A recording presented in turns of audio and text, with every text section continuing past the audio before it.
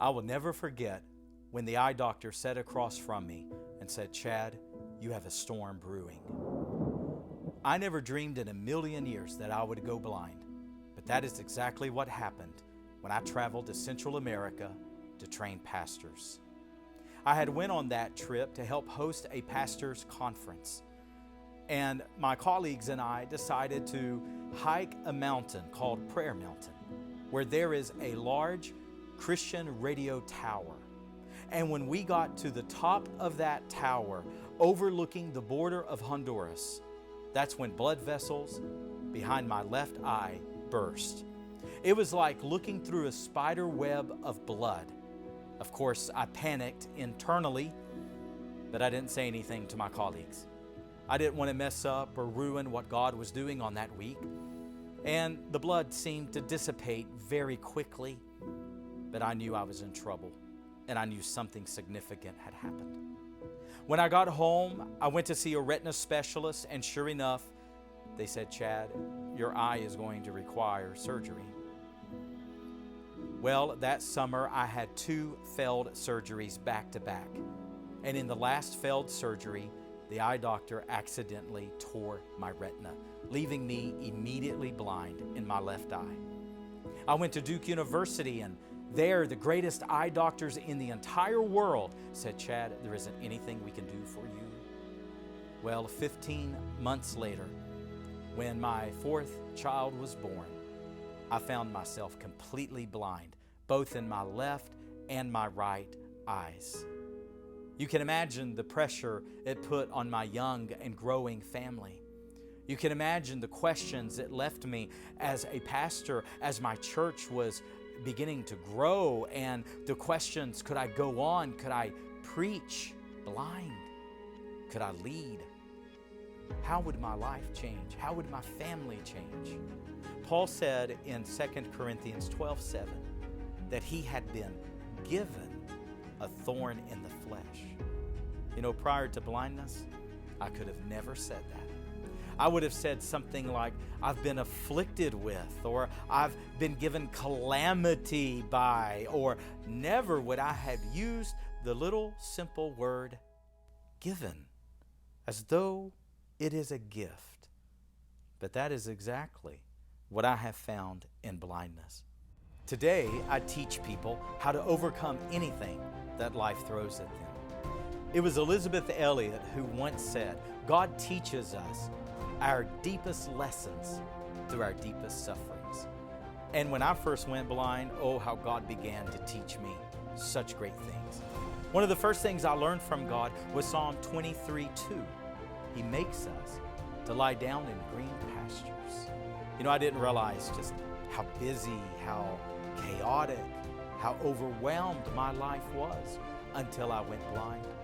And then when God began to make me lie down, I discovered that God hath such lush and green pastures of contentment, of joy, that I would have never known apart from blindness.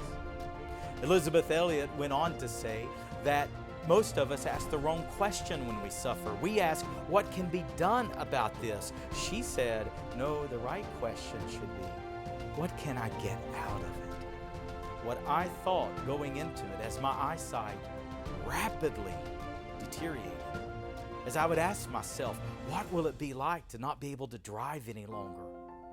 What will it be like to not see my children, watch them grow up? What would it be like to try to preach completely blind?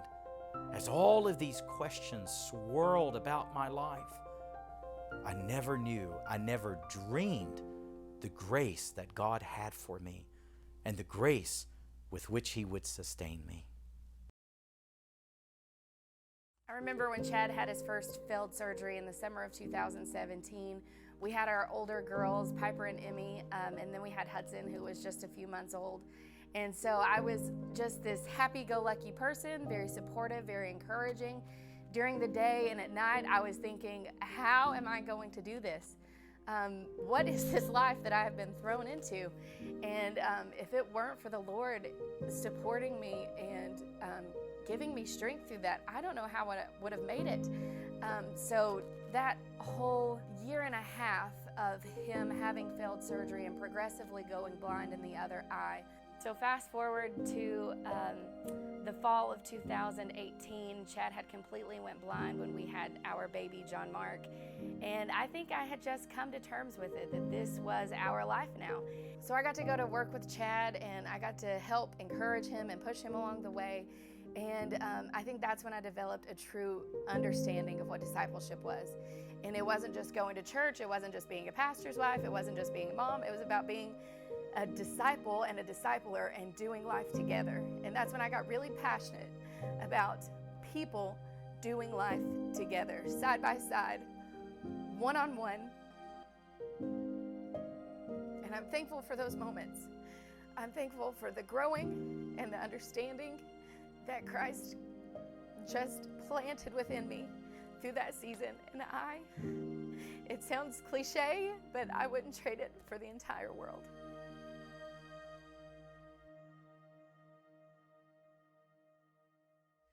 I may have blindness, but blindness doesn't have me. Paul said in Philippians 1:12 that what had happened to him actually served in advancing the gospel. I feel the same way about blindness. I tell the people all the time, there has been far more gain than there has been loss. Hudson Taylor, that great missionary to China who lived in the 1800s, he once said that if God leads us into a place of such difficult circumstances, and if God should so lead us into a place of comfort and luxury, do we still not need His grace? So then, Taylor concluded, the will of God is more so a matter for God to consider than for us, because either way, we live by the same grace of God. I'm learning that in blindness. I've learned how to live by God's grace with eyes, and I've learned how to live by God's grace without them. My life is but a weaving between my Lord and me. I do not choose its colors. He worketh steadily. He oft times weaves with sorrows, and I in foolish pride forget that God sees the upper and I the underside.